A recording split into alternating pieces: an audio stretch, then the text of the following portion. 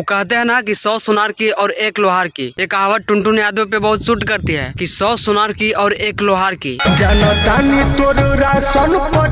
तो दोस्तों 1-2 दिन पहले टुनटुन यादव का गाना आता है, भोजपुरी इंडस्ट्री में बवाल मचा के रख देता है। ऐसे तो भोजपुरी इंडस्ट्री में बहुत से सारे सिंगर हैं, पर टुनटुन यादव का अगर गाना आएगा तो बवाल ही मचाएगा।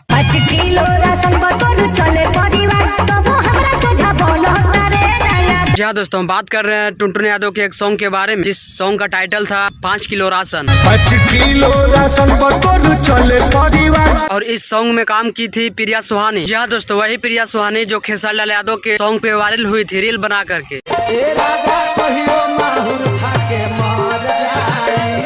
तो चलिए अब बात करते हैं इस सॉन्ग का स्टोरी के बारे में। दोस्तों इस सॉन्ग का स्टोरी है, अपने घर छोड़कर जो बाहर कमाता है उसके ऊपर है। जब बाहर कमाता है तो उसके घर में खाने पीने के लिए कुछ नहीं होता और फिर भी वो रंगदारी करता है।